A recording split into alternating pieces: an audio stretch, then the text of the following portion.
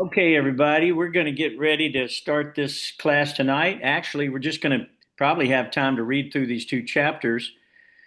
These chapters are very, very wonderful because they're very descriptive of the activities of the Supreme Personality of Godhead when he appeared in his incarnation as Lord Sri Krishna about 5,000 years ago. The Srimad Bhagavatam is full of these stories, as well as the Mahabharata, and you're certainly welcome to avail yourself of this knowledge and these stories at vedabase.io. Vedabase.io. All the books are there.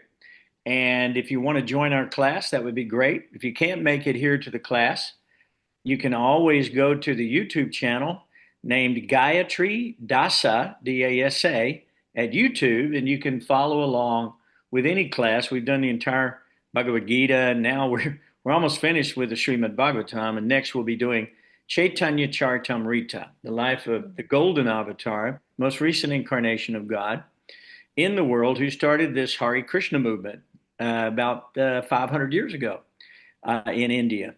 So all of these things are available to you, and we're trying to make more available to you. So we'll start out as usual with our pranams. If you know them, chant with us. If not, just listen along. Haribol. Hare Clindy, Krishna. how are you doing, Clindy? How are you tonight? It could be better, but it's okay. Where are you at? What part of the world are you in? A little rock. That's right. Little Rock, the big city, the big rock, we call it. So glad you're with us. That's wonderful. And Thank you for. yeah, tonight we're going to be reading from Srimad Bhagavatam, 10th canto, 56th chapter.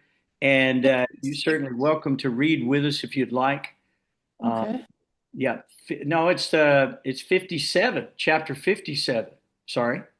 Satrajit. Yeah, that's the Okay. one we're going to read from tonight. That's correct. Okay. Okay. Very good. So nice to have you here. Is Vamsi, everybody showing up? Chant with me. Nama Om Vishnu Padaya Padaya Krishna Krishna Prasthaya Prasthaya Bhutale Bhutale Srimate Srimati Srimate Bhakti Bhakti Vedanta Vedanta Swami Swami Saraswati Namo Gauravani Prachari Saraswati Nirvishesha Shunyavadi Bhakti Pasvitari Arane Vedanta Jaya Sri Krishna Sri Chaitanya Chaitanya Prabhu Prabhu Nityananda Nityananda Sri Sri Advaita Advaita Gadadhara Gadadhar Srivas Adi Vasadi Gaura Gaura Bhakta Vrinda Vrinda Hare Krishna Hare Hare Krishna Krishna Krishna Krishna Krishna Krishna Krishna Hare Hare Hare Hare Hare Ram Hare Ram Hare Rama Hare Hare Ram Rama Rama Rama Rama Rama Rama Hare Hare Oh, Hare Hare it's very beautiful sounding. Now let's chant together. Om Namo Bhagavate Vasudevaya. Vasudeva Om Namo Om Namo Bhagavate Bhagavate Vasudevaya Vasudevaya Om Namo Bhagavate Vasudevaya. Om Om Namo Namo Bhagavate Bhagavate Vasudevaya Vasudevaya Om Namo Bhagavate Vasudevaya. Om Namo Om Bhagavate Bhagavate Vasudevaya Vasudevaya. Oh, I love it. It's so beautiful. Krishna's listening. I can see that. That's very wonderful. Well, we read in the last chapter about the Syamantaka jewel, just to kind of catch everybody up in case you don't know where we are in the story.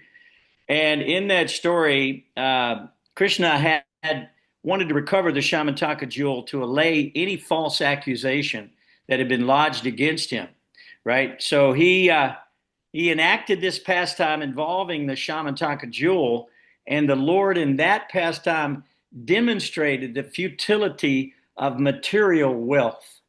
And so even the stone, even though the stone would produce 14, I believe it's 14 pounds of gold per day. It's an amazing story. It got kind of taken by different people, and ultimately it didn't work out too good. I don't know if you know this whole story. I won't go through it again, but I'll just give you the highlights. So King Satrajit, he had received the Shamantaka gem by the grace of his best well-wisher, the sun god Surya. So this had happened, and the sun god had given it to him, and so he fastened it to a chain at this time, and then he hung it around his neck. Well, Satrajit traveled to Dwarka, and the residents there actually thought he might be the sun god because when he went to see Krishna, he told him that Lord Surya had come to take his audience. But Krishna replied that the man who had come was not Surya, but King Satyajit.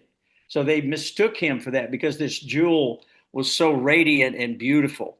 Now, the jewel went through some changes, okay? Ultimately, it ended up, Krishna requested Satyajit to give it to Ugrasena, who was the king of the Yadus. But Satyajit refused because he was obsessed with greed, actually. Shortly after Satyajit's brother Prasena left the city to hunt on horseback, he was wearing the Syamantaka jewel on his neck at the time. And on the road, a lion killed him. It's pretty interesting that a lion killed him, took the jewel away to a mountain cave. Okay, so in the mountain cave, the king of bears, Jambavan, he was living there. So Jambavan killed a lion and gave the jewel to his son to play with. So the jewel had become now a play toy. And when King Satyajit's brother didn't return, they actually thought that Krishna killed him for the Syamantaka gem. When Lord Krishna heard about this rumor about him circulating amongst the general populace, he wanted to clear his name. So he went out looking for Prasena. Eventually, he found his body and his horse. He had been killed by the lion. And so this is how this story, the next chapter, starts. So the Lord did enter the cave. A lot of citizens came at that time to witness this. And Krishna, when he entered the cave of Jambavan, he saw this beautiful gem, this most amazing gem, lying next to this little child. So Krishna wanted to take the gem back, and he began fighting with Jambavan for 28 days. Continuously, they fought. And Jambavan had grown weak, and now he could understand that this was God, this was Krishna, who was fighting with him. And of course, Jambavan then began to praise Krishna. And when Krishna touched him with his hand, he began to realize exactly what was going on. So he wanted to offer respects and make it up to Krishna. So he offered his daughter in marriage, and he gave him the jewel back. So this is where the other story actually starts. So let's go to the other story and begin. I'll read, say, the first, 15 or so verses. And then after that, you guys can jump in. The name of this chapter is Satyajit Murdered and the Jewel Returned. So if you're with me, I think we're on 57, if I'm not mistaken. So Sri Bhadranarayan said, Bhadrayani said, although Govinda was fully aware of what had actually occurred, when he heard reports that the Pandavas and Queen Kunti had burned to death, he went to the Lord Balaram to the kingdom of the Kurus to fulfill the family obligations expected of him. The two lords met with Bhishma, Kripa, Vidurya, Gandhari, and Drona. Showing sorrow equal to theirs, they cried out, "Alas, how painful this is." Taking advantage of the opportunity, O king, Akrura and Kritavarma went to Satyadvana. Is that right? Let me set that right. Satyadanva. These are new names for me. These aren't names that some of these names I'm very familiar with. So he said, why not take the Syamantaka jewel? Satyajit promised his jewel-like daughter to us, but then gave her to Krishna instead, contemptuously neglecting us. So why should Satyajit not follow his brother's path? His mind, thus influenced by their advice, wicked Satyadanva murdered Satyajit in his sleep, simply out of greed. In this way, the sinful Satyadanva shortened his own lifespan. As the women of Satyajit's palace screamed and helplessly wept, Satyadanva took the jewel and left like a butcher after he has killed some animals. When Satyabhama saw her dead father, she was plunged into grief, lamenting, my father, oh, I am killed." She fell unconscious. Queen Satyabhama put her father's corpse in a large vat of oil and went to Hastinapura, where she sorrowfully told Lord Krishna, who was already aware of the situation, about her father's murder. When Lord Krishna and Lord Balaram heard this news. O king, they exclaimed, alas, this is the greatest tragedy for us. Thus, imitating the ways of human society, they lamented, their eyes brimming with tears. The Supreme Lord returned to his capital with his wife and elder brother. After arriving in Dvarka, he readied himself to kill Satyadanva and retrieve the jewel from him. Upon learning that Lord Krishna was preparing to kill him, Satyadanva was struck with fear. To save his life, he approached Kritavarma and begged him for help. But Kritavarma replied as follows. Kritavarma said, I dare not offend the Supreme Lords Krishna and Balaram. Indeed, how can one who troubles them expect any good fortune? Kamsa and all his followers lost both their wealth and their lives because of enmity toward them. And after battling them 17 times, Jarasandha was left without even a chariot. His appeal refused. Satyadanva went to Akrura and begged him for protection. But Akrura similarly told him, who would oppose the two personalities of Godhead if they knew their strength? So who would like to pick up at text 15? Anybody? Would you like to? Kalindi, would you like to pick it up at 15? You have to unmute. How many verses should I read? Take about 10 or 15. We're going to read 2 chapters tonight. There's not a lot of philosophy here. It's mainly all story. Okay, so text 15. It is the Supreme Lord who creates, maintains, and destroys this universe simply as his pastime. The cosmic creators cannot even understand his purpose, bewildered as they are by his illusory Maya. As a child of 7, Krishna uprooted an entire mountain and held it aloft as easily as a young boy picks up a mushroom. I offer my obeisances to that Supreme Personality of Godhead, Krishna, whose every deed is amazing. He is the Supreme Soul, the unlimited source and fixed center of all existence. His appeal just thus rejected by Akrura also, Satyadanva placed the precious jewel in Akrura's care and fled on a horse that could travel 100 yojanas, 800 miles. Wow, that's a fast horse. Anything's possible when you're God, right? My dear king, Krishna and Balaram mounted Krishna's chariot, which flew the flag of Garuda and was yoked with tremendously swift horses, and pursued their elder's murderer. In a garden on the outskirts of Mithila, the horse Satyadanva was riding collapsed. Terrified, he abandoned the horse and began to flee on foot, with Krishna in angry pursuit. As Satyadanva fled on foot, the Supreme Lord, also going on foot, cut off his head with his sharp-edged disc. The Lord then searched Satyadanva's upper and lower garments for the Syamantaka jewel. Not finding the jewel, Lord Krishna went to his elder brother and said, "We have killed Satyadanva uselessly. The jewel isn't here."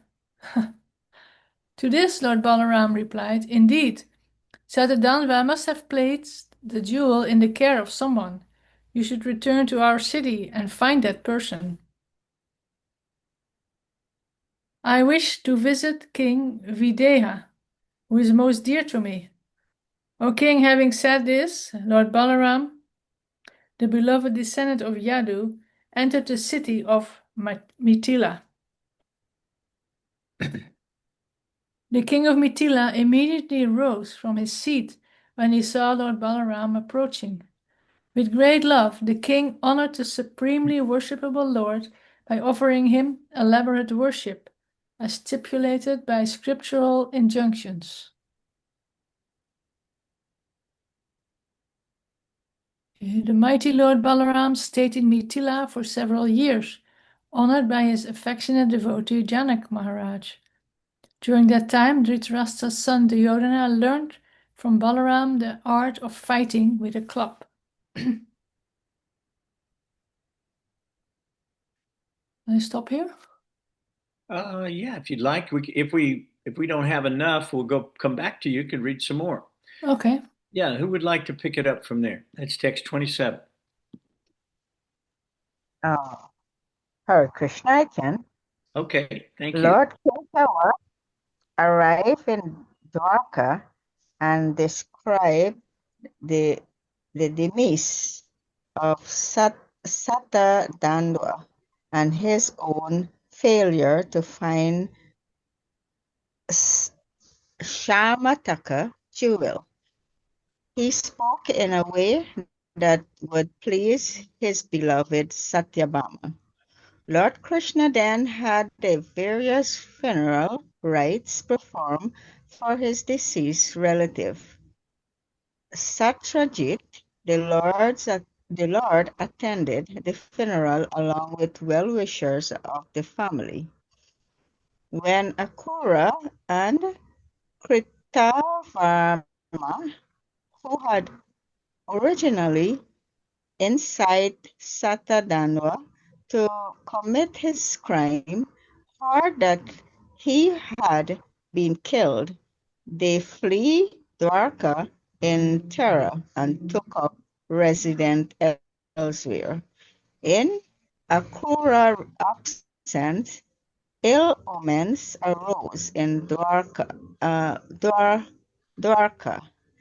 and the citizens began to suffer continuously from physical and mental distress, as well as from disturbance caused by higher power and by creatures of the earth.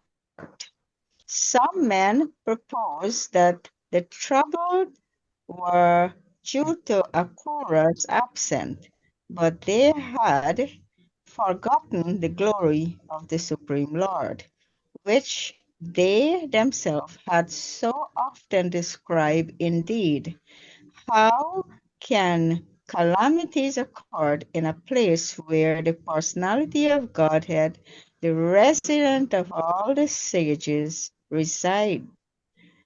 The elder said, previously when Lord Indra had withheld rain from Kesha, Bernard, the king of that city, gave his daughter Gandhini to Swapalka, who was then visiting him. It soon reigned in the kingdom of Kashi, wherever his equally powerful son Akura stays, Lord Indra will provide sufficient rain. Indeed. Oh, I miss. Sorry, my hand slipped. Let somebody read. I'll find it. I lost it. I think we're on text 33 or 4. 33. Yeah, 34. Yeah. Okay. I just lost it. Would you like to try to continue now, or you want someone else to read?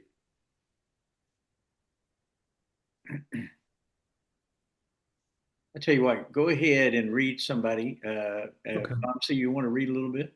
Yes, sure. Thank Okay. you, Prabhuji. Hare Krishna. You know. Wherever his equally powerful son Akrura stays, Lord Indra will provide sufficient rain.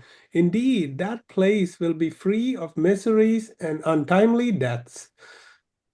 Hearing these words from the elders, Lord Janardhana thought, though aware that the absence of Akrura was not the only cause of the evil omens, had him summoned back to Dwaraka and spoke to him. Lord Krishna honored Akrura, greeted him confidentially, and spoke pleasant words with him.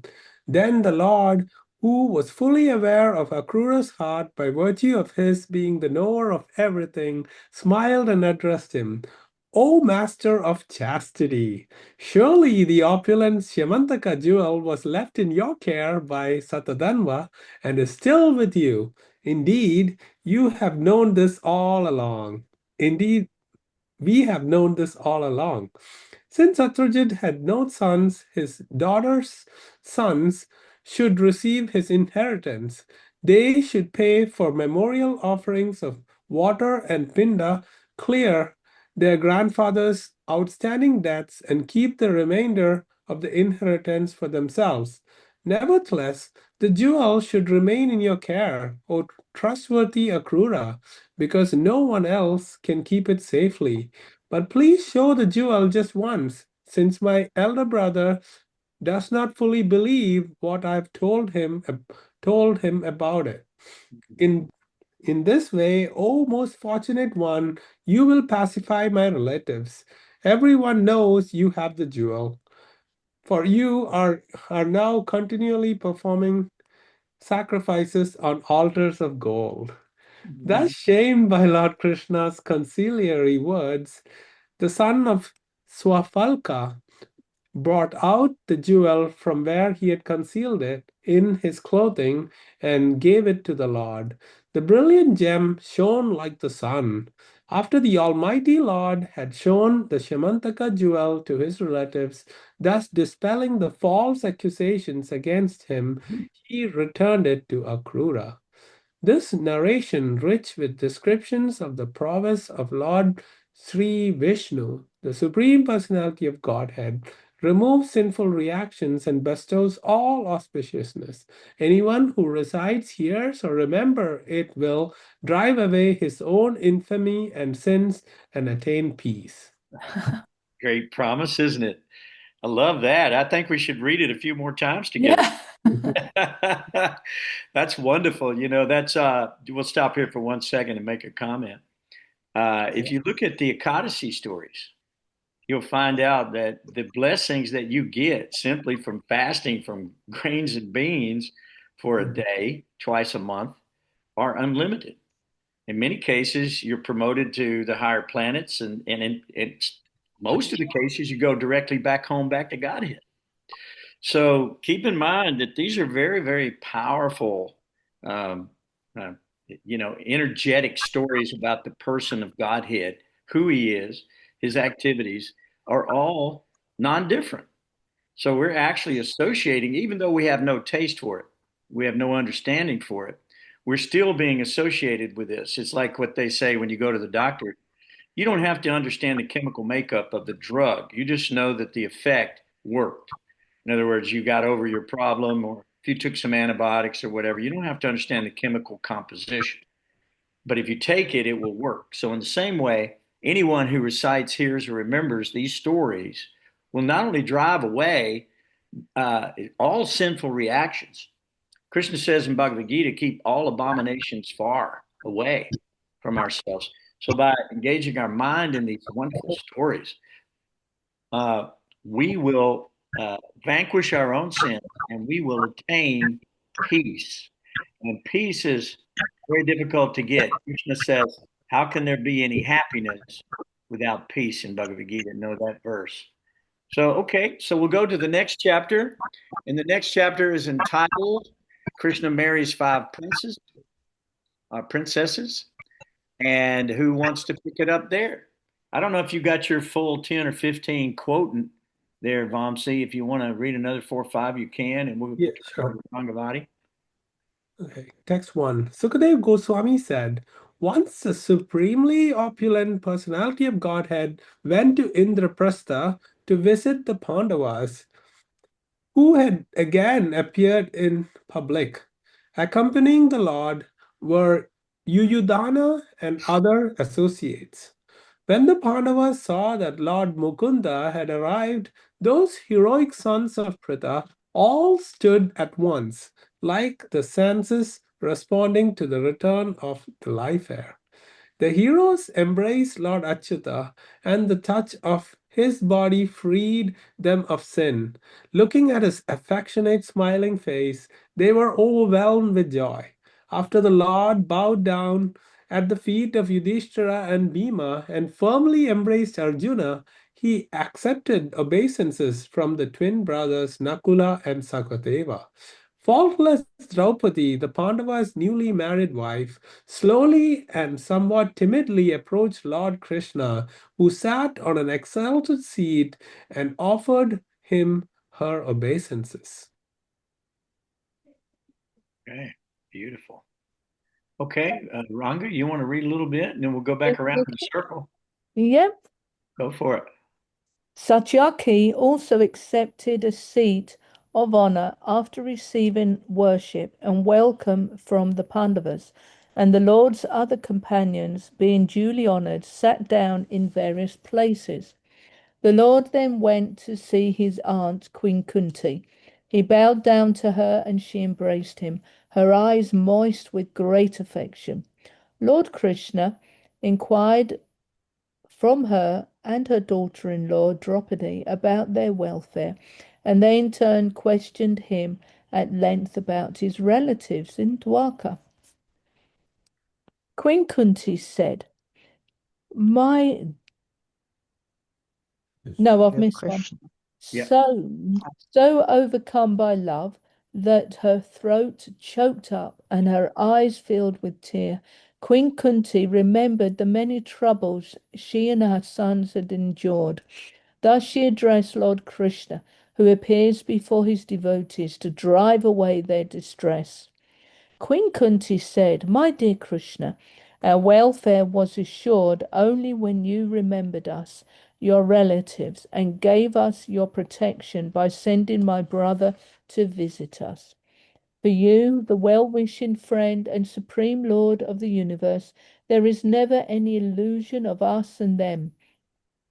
Yet even so, residing within the hearts of all, you eradicate the sufferings of those who remember you constantly.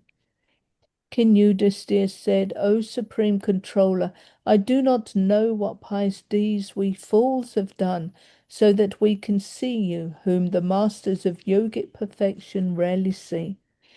Requested by the king to stay with them, the Almighty Lord remained happily in Indraprastha during the month of the rainy season, giving joy to the eyes of the city's residents.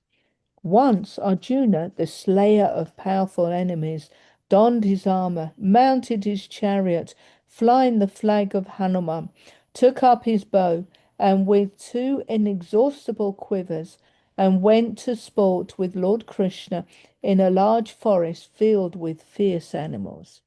With his arrows, Arjuna shot tigers, boars, and buffalo in that forest, along with rurus, sharabas, gavayas, rhinoceroses, black deer, rabbits, and porcupines.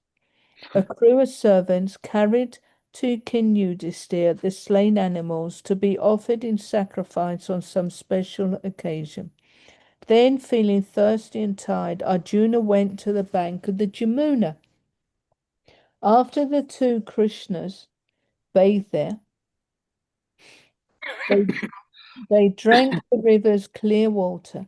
The great warriors then saw an attractive young girl walking nearby. Sent by his friend, Arjuna approached the exceptional young woman who possessed beautiful hips, fine teeth, and a lovely face, and inquired for her as follows. It's obviously important to have fine teeth. Of course. You know, when they buy a horse, they check the teeth first Yeah. and the hooves. And then the host. Yeah. Arjuna said, Who are you, O fine-waisted lady? Their chat-up lines are so different to what you get nowadays. If you had a guy come up to you, oh, fine-waisted lady, you think, what on earth is this? Whose daughter are you? And where do you come from? What are you doing here? I think you must be looking for a husband. Please explain everything, oh beautiful one. Sri Kalindi said, Yeah, how you like that, Lindy? I knew that was coming. I yeah. saw this earlier today, and I thought this is really good. You're here tonight. I didn't know that. He said, Oh, fine-waisted lady. that's right, fine-waisted lady. That's too good. All right. There we go. Actually, Clindy is fine-waisted. She's nice and slim. That's Yeah. I uh, I am the daughter of the sun god. I desire to get as my husband the most excellent and magnificent Lord Vishnu, and to that end I'm performing severe penances. Actually, it's fortunate she bumped into Arjuna, wasn't it? Because he knows where Lord Vishnu is. no It's accident. there in the river. I will accept no husband other than him, the abode of the goddess of fortune. May that Mukunda, the supreme personality, the shelter of the helpless, be pleased with me. I am known as Kalindi, and I live in a mansion my father built for me within the water of the Jamuna. There I will stay until I meet Lord Achyuta. Is that my 10? You can do a couple more if you'd like, and we'll go back around. Sukadev Goswami continued. Arjuna repeated all this to Lord Vasudev, who was already aware of it. The Lord then took Kalindi onto his chariot and went back to see King Yudhisthira. Describing a previous incident, Sukadev Goswami said, upon the request of the Pandavas, Lord Krishna and Vishvakarma built them a most wonderful and amazing city. The Supreme Lord stayed in that city for some time to please his devotees. On one occasion, Sri Krishna wanted to give the Khandava forest as a gift to Agni, and so the Lord became Arjuna's charioteer.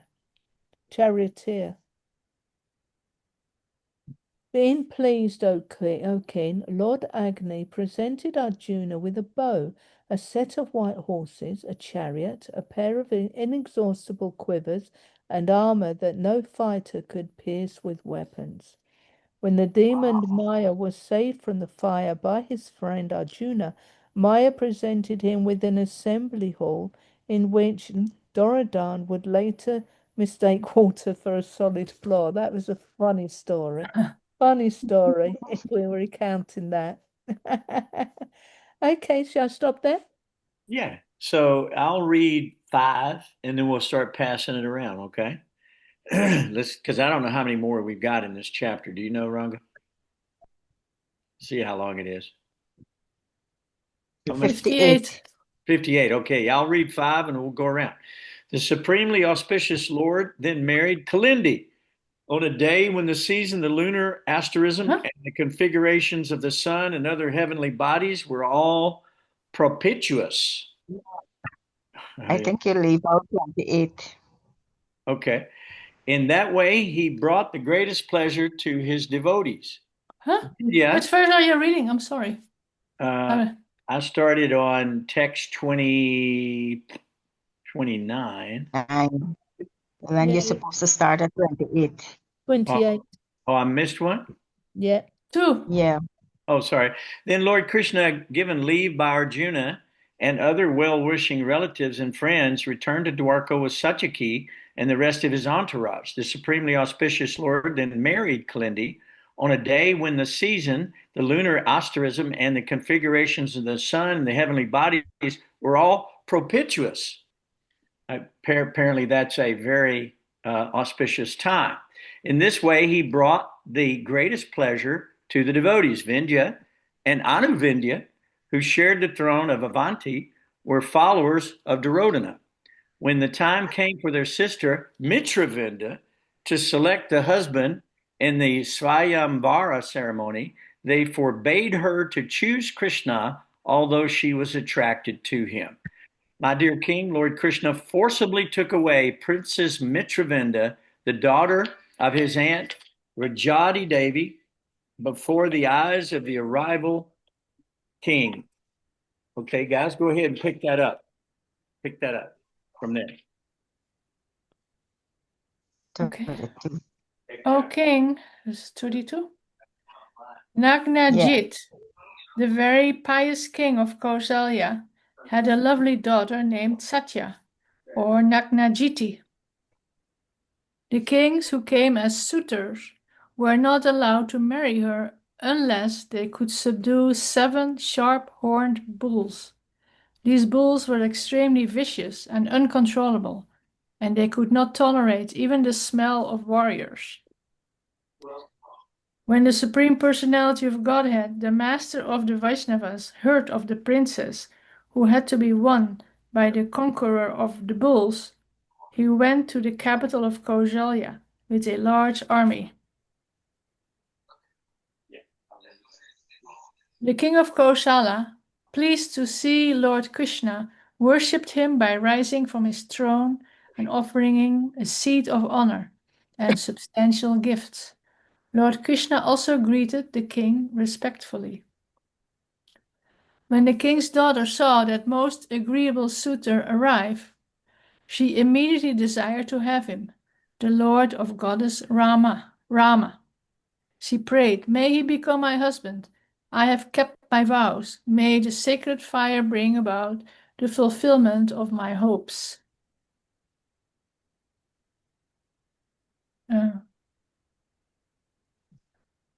Okay, one more. Goddess Lakshmi, Lord Brahma, Lord Shiva, and the rulers of the various planets placed the dust of his lotus feet on their heads, and to protect the codes of religion which he has created, he assumed pastime incarnations at various times. How may that Supreme Personality of Godhead become pleased with me? Very nice. King Nagajit first worshipped the Lord properly and then addressed him, "O Narayan, Lord of the universe, you are full in your own spiritual pleasure. Therefore, what can this insignificant person do for you?" Sukadev Goswami said, "O beloved descendant of Kurus, the Supreme Lord was pleased, and after accepting a comfortable seat, he smiled and addressed the king in a voice as deep as rumbling of a cloud. The Supreme Lord said, "O ruler of men, learned authorities condemn begging for a person in the royal order who is executing his religious duty. Even so, desiring your friendship, I ask you for your daughter, though we offer no gift in exchange." The king said, "Lord, my lord, who could be a better husband for my daughter than you, the exclusive abode of all transcendental qualities? On your body, the goddess of fortune herself resides, never leaving you for any reason. But know as certain the proper husband for my daughter, O chief of the Satwatat. We previously set a condition to test the prowess of her suitor. These 7 wild bulls are impossible to tame, O hero. They have defeated many princes, breaking their limbs. If you can subdue them, O descendant of Yadus, you will certainly be the appropriate bridegroom for my daughter, O Lord of Sri." Upon hearing these terms, the Lord tightened his clothing, expanded himself into 7 forms, and easily subdued the bull. The Lord Sauri tied up the bull, whose pride and strength were now broken, and pulled them with rope, just as a child playfully pulled wooden toys balls. Hare Krishna. Go on. Okay. Who's next? Vamsi? Much.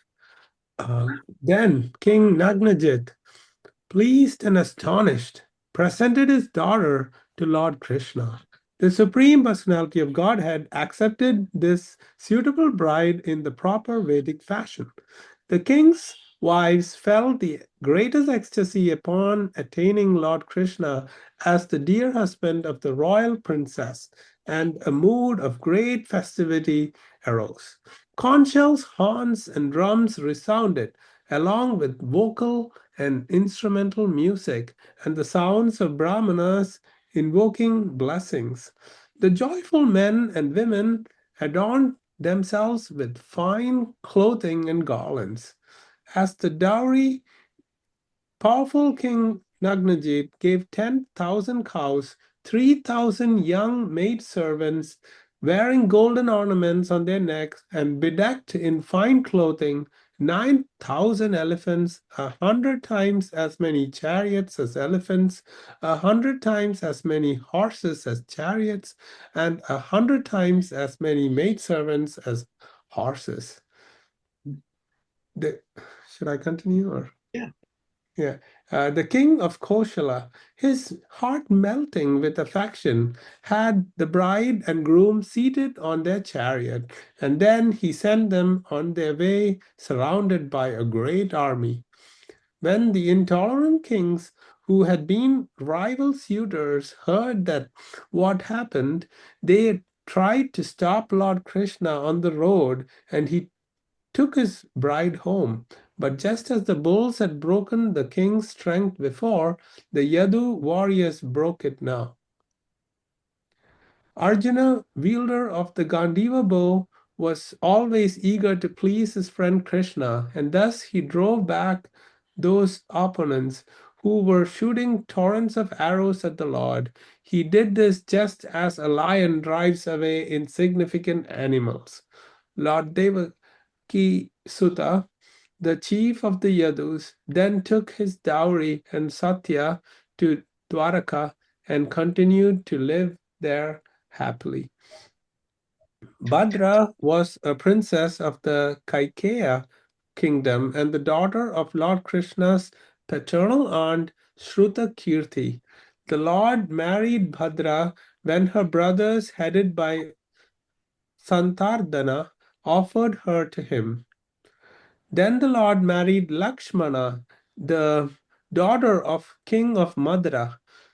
Krishna appeared alone at her Swayamvara ceremony and took her away just as Garuda once stole the demigod's nectar.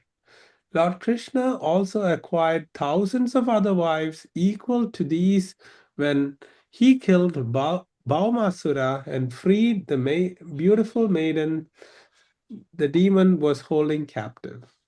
Hare Krishna. Haribol. Wow. Wow. This is all some very detailed pastimes of the Lord, and a lot of information here that may not be mainstream information that you normally hear about when we're just going over some of the pastimes of the Lord and his activities. So these next chapters, I think there's about 40 more chapters before this particular 10th canto is finished. And we're learning so much about how the Lord is dealing with everyone. And we're learning a lot about the lessons that these stories actually give us.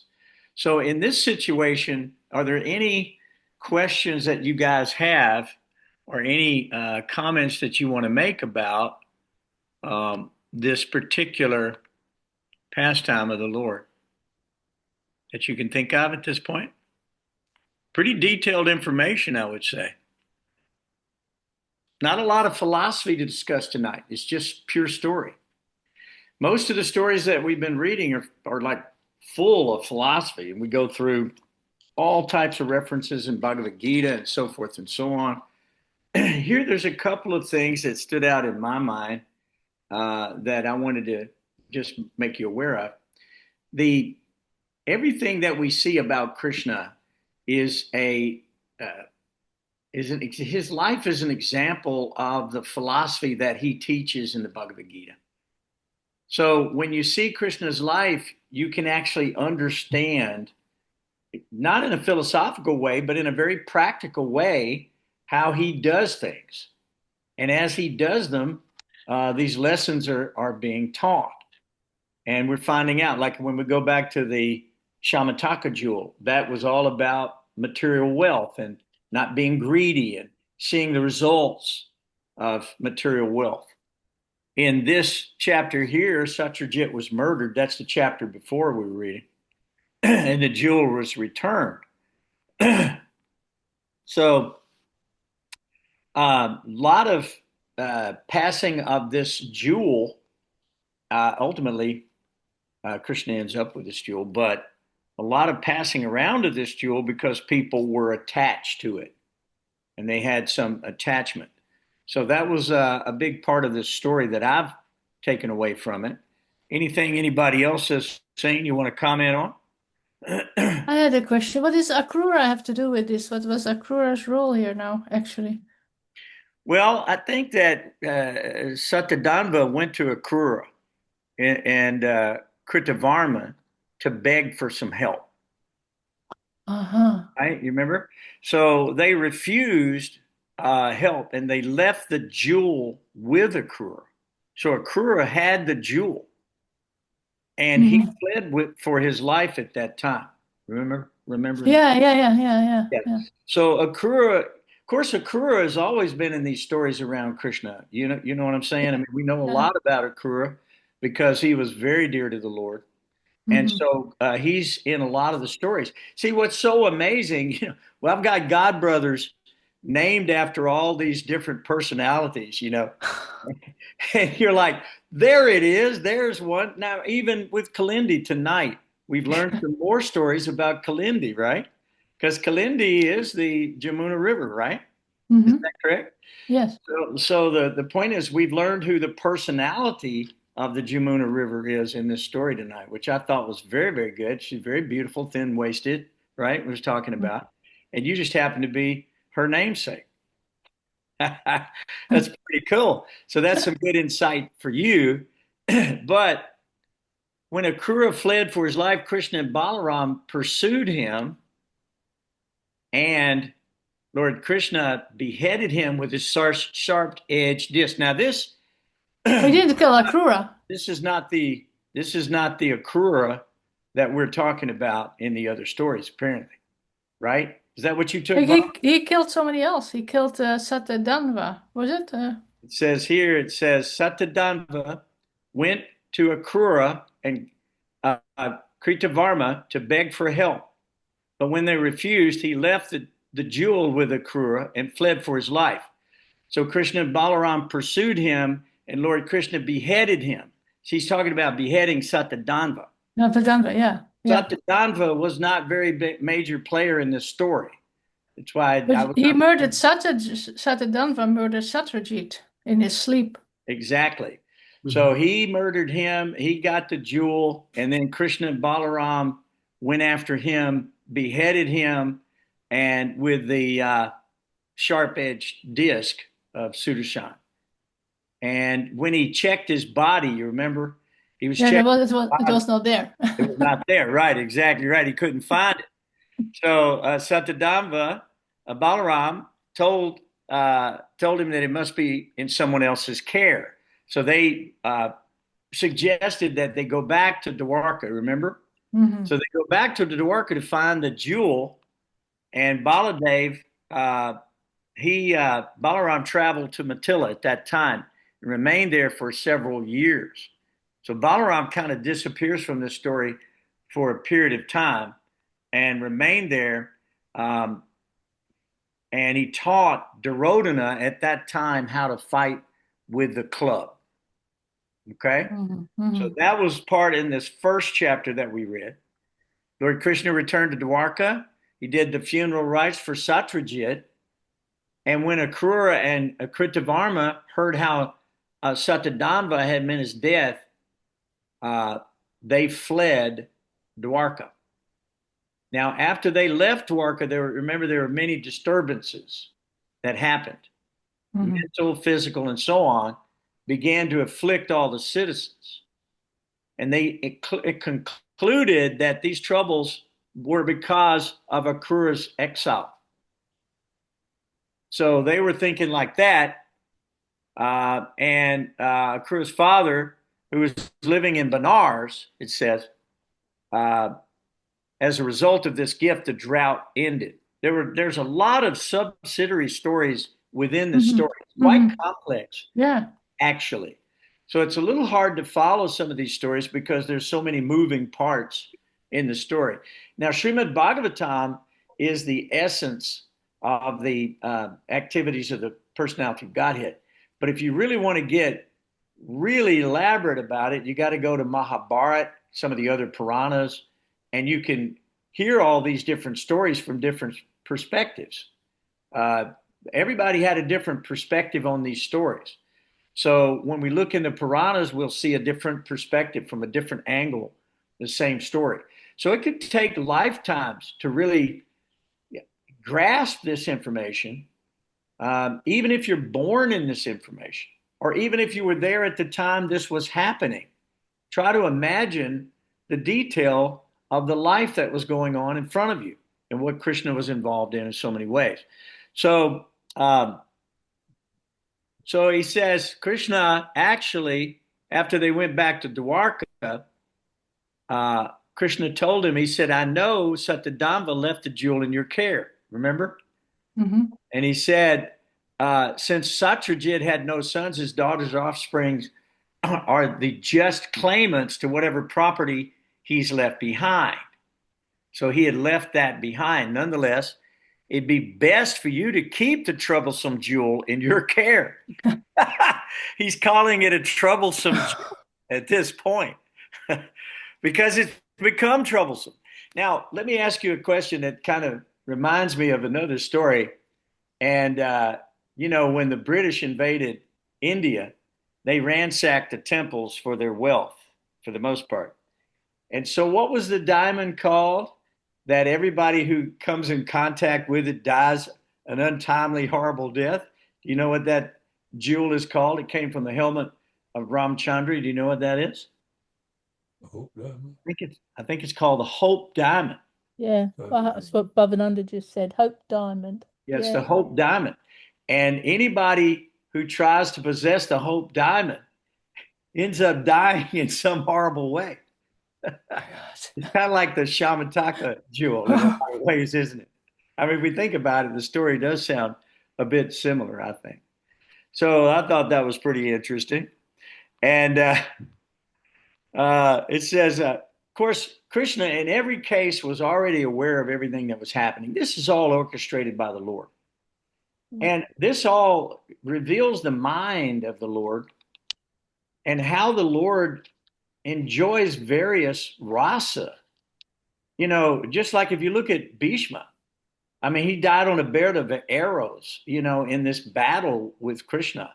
All of these things are very exciting for the Lord. And they're, as Kshatriyas, they're allowed to do things that, as Brahmins, Vaishyas, or Sudras, we're not allowed to do. They gamble, they kill animals, they're allowed to consort with prostitutes. They're given a lot of freedoms, even to imbibe alcohol or intoxicants or gamble with dice. We see that in there in the lives of the Kshatriyas. Matter of fact, I've heard that when Kshatriyas go to war, they eat meat and taste the blood to get themselves ready for a battle. So here's my point. If a man is willing to spend his whole life to protect the other citizens, and he's willing to die on behalf of protecting the religious principles that the Brahmins have, given, then I guess they get special favors. They have multiple wives and so forth and so on at this time in history. A little different than today because we're not qualified to have multiple wives. As a matter of fact, we're probably not qualified to have one wife, if you know what I'm saying. So the idea is times were quite a bit different. And we can see how different they were. At this time, people had powers, they had arrows, they had quivers and bows and stuff that were endless, inexhaustible.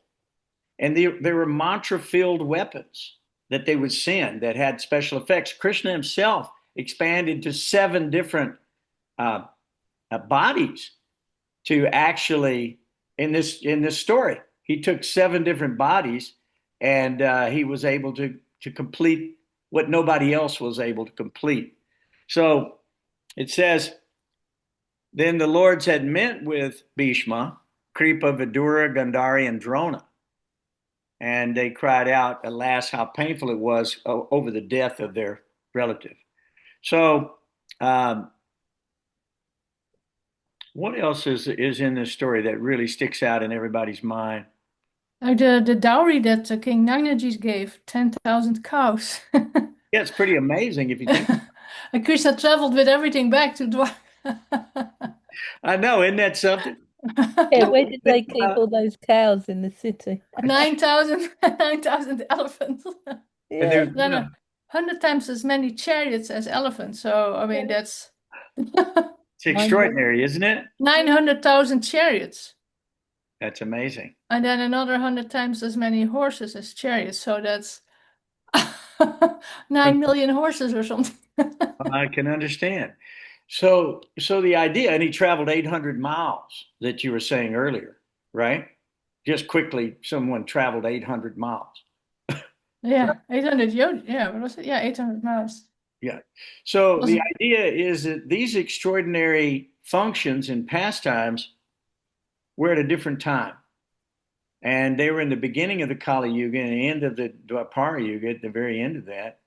And so they had extraordinary abilities. And specifically the Kshatriyas did have extraordinary abilities. We know that the Brahmins did have extraordinary abilities. They could curse, they could create vimanas in the sky, so many things like that we don't understand in this Kali Yuga. We are so limited in the Kali Yuga. But even if you go back to Mathura, where Vasudeva and Devaki and Kamsa was driving them home on the marriage chariot, there were thousands and thousands of chariots and cows and maidservants and so forth and so on. You look at the life of Nanda Maharaj, it talks about in the Vrindavan village that there were unlimited amounts of cows. So this was the actual wealth. And Krishna was herding thousands and thousands of cows every day. So yes, we shouldn't be too shocked about this. One thing that we should think of, the Lord has expanded into all things that you see or you have ever seen or ever will see. This is an expansion of Krishna. As a matter of fact, you as a Jivatma are an expansion of Krishna. And so everything we see actually is Krishna. There's nothing that is not Krishna. Mm-hmm. He says, behold my mystic opulence. He's in it, but he's really not of it. And he's never left Goloka Vrindavan. So he's expanded into all these different ways for the purposes of rasa. And so if you can think of a way that you want to offer something to Krishna, he's so kind he'll accept it. Kamsa offered his hatred, his obsessive hatred to Krishna. Krishna killed him with a blow of his fist, and he awarded him a liberation that he had the same body as the Lord. Try to understand. How is it possible? So Krishna really relishes all the different rasas. If you look in the nectar of devotion, how many are there? There's so many different rasas, and some of them include horror, ghastliness. I mean, these are rasas with the Lord. If you want it, Krishna's going to give it to you. So choose carefully what is your rasa, what is your relationship with the Lord. So Kritavarma said, I dare not offend the Supreme Lords, Krishna and Balaram. Indeed, how can one who troubles them expect any good fortune? So the idea is Krishna defeated Jarasandha 17 times. Krishna has married 16,108 wives, right? that's coming up in these stories. And what can an ordinary man do? Krishna, at the age of 7 years old, held a mountain on his left hand little finger. So Krishna can do anything. If Krishna can expand unlimitedly, if you're looking at a star tonight in the sky, that light could be hundreds of billions of years old, and it's just now reaching your eye. It's traveled that far to get to you at the speed of light, which I think is 168,000 miles an hour. So these things are inconceivable for ordinary men. Mm-hmm. You know, we can't conceive of these things. Krishna can float billions of pounds of water over your head. Fortunately, he doesn't let it all fall at one time. Otherwise, there would be utter devastation. He lets it drop at one drop at a time. So this is the intelligence of God, something that we don't truly understand. His stories require our intelligence and our study and the guidance of a bona fide spiritual master to understand the meaning of these stories, the meaning of Krishna's pastimes, why he does what he does. But one thing we've noticed as we've studied Srimad Bhagavatam, the life of Krishna, we've noticed that wherever he goes, whatever he does, however he does it, everyone benefits. So it's truly done out of a state of pure love for all living entities, even if they approach him with lust or greed or anger or out of pure love. Krishna will accept your offering. This is how kind the Lord is. So, I offer my obeisances unto that Supreme Personality of Godhead, Krishna, whose every deed is amazing. He is the Supreme Soul, the unlimited source, and fixed center of all existence. So we're at 8:06, guys. We haven't really recapped even that first chapter, but I think we've gotten something out of it tonight. How do you feel? How does everybody feel about this? Feel good? You have to accept the fact that simply by hearing these stories, you've already erased your own infamy and the sins that would be the size of Mount Meru, and you should be able to attain peace in this way. So Prabhupada said, you know, when we die, what happens if we're gurgling and we're diseased, we're suffering, and we can't remember Krishna? Prabhupada said, whatever you've done for Krishna, Krishna will always remember you for it. So this is a sacrifice. We've taken an hour or so out of our lives this evening to hear these wonderful pastimes. We may not understand them completely, even after reading them again and again and again and again and again. Krishna, it says, doesn't even understand himself. He's so amazing that he wakes up in the morning and he has to worship himself. Try to imagine. So yes, we should also worship Krishna because his pastimes are unlimited and we are filled with all auspiciousness by the recitation of these stories, and anyone who recites or hears or remembers them will become famous, actually, because we're associated with Krishna. Even this murderer has become famous because his name is associated with the Lord. You see what I'm saying? Guys, I don't think we have more time for it tonight, but thanks so much for being here and reading. Your association is extremely valuable, and we're very grateful for it.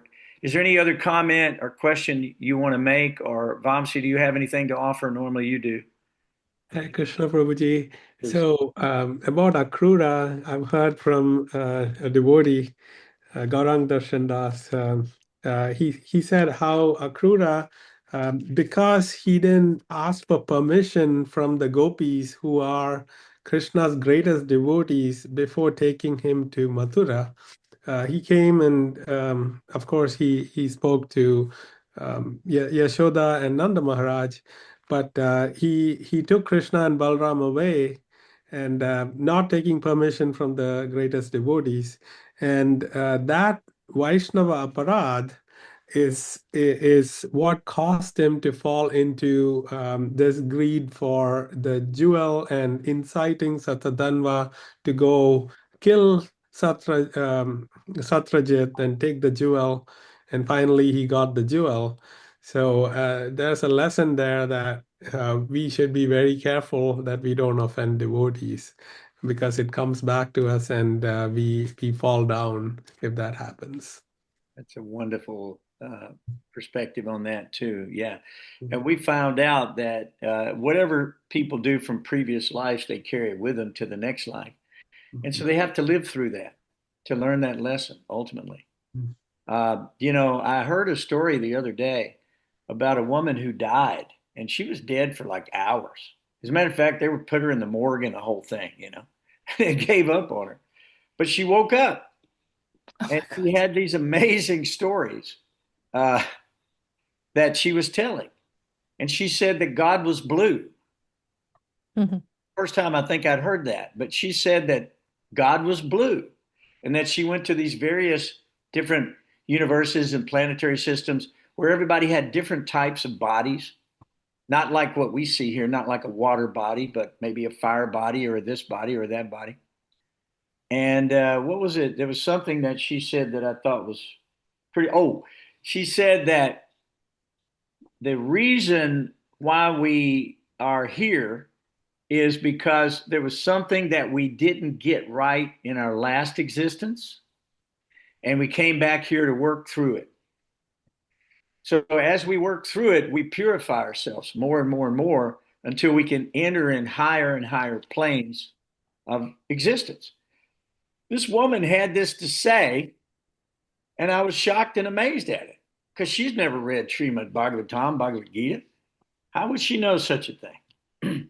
You see what I'm saying? I don't think she did, or at least maybe, I don't know, maybe she did, but there was no mention of it. So we're working through our own karma. And tonight we did not get any karma. Matter of fact, we burned up mountains of karma simply by hearing Srimad Bhagavatam. And if we simply engage ourselves in Ekadasi fasting, we simply chant the holy names of the Lord. If we simply eat only prasadam, if we engage our mind in the pastimes and the fame and the form and the activities of the Lord, we stay in a purified state. If what we do is our work can be connected to Krishna, and that everything that we do is an offering to the Lord, then we are in a transcendental state. We're not actually in a mundane state anymore when we do that. So purification may mean, Prabhupada used that word unalloyed. When he got to Boston, he saw an unalloyed steel company on the sign, and he coined that word and used it in his books and everywhere else. And that word means that pure, it means without alloy. In other words, there's no other ingredient in there. And that's what Krishna wants. He wants pure love from us. That's his only desire. You can't please him with your money, your jnana. You can't be smarter. You can't impress him with your power. There's nothing you can do for Krishna except forgive him pure, unalloyed, loving devotion. If you do that, that is the greatest pleasure to the Lord, and it's the greatest liberation to the soul. Otherwise, we're simply digging our own grave. You understand what I mean? We're digging our own grave. Mm-hmm. And we will suffer repeated birth, death, old age, and disease if we don't take up this system carefully. Krishna even says that in Bhagavad Gita. Those who are not faithful on the path cannot attain me. Krishna is careful to say that in Bhagavad Gita. So we have to be faithful on the path of devotion. And in this effort, there's no loss or diminution. A little advancement is going to protect us from falling into the pool of animal life or mode of ignorance. So every day we chant Hare Krishna. Every day we study Prabhupada's books. Every day we take only prasada. Whatever work we do, we have to connect it to Krishna and give a portion thereof. And by doing so, we can be happy and peaceful in this life and in the next. So repeat after me. Hare Krishna. Hare Krishna. Hare Krishna. Hare Krishna. Hare Krishna. Krishna Krishna. Krishna. Krishna Krishna. Hare Hare. Hare. Hare Hare. Hare Rama. Hare Rama. Hare Rama. Hare Rama. Rama Rama. Rama Rama. Rama. Hare Hare. Hare Hare. Thank you, beautiful souls. What a wonderful evening of your association. I feel very blessed. Please pray for me as I pray for you. And we ask for pure devotion only. No other motivation should be within our heart. So we're asking the Lord to simply give us service without motivation. And that will cure all the ailments of material existence. Have a great evening, everybody, and I'll see you next week, same time, same station. Yay. Hare Krishna. Hare Hare Hare Krishna. Bol. Thank you. Hare Krishna.